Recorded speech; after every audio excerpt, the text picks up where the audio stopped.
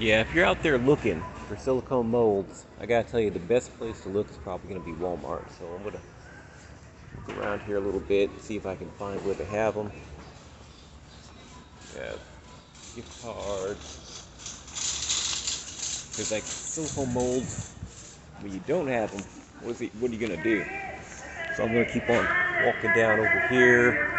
Okay, they got gift aisle, streamers and pinatas, baking supplies. All right, this is what we want to look at. So you go find your baking supplies aisle, walk on down, icing, cookie sticks, oh, gummy mix, $6.98. Let's grab some of that. All right, here we go. Silicone molds. Make anything that you want with these little suckers. $4.24.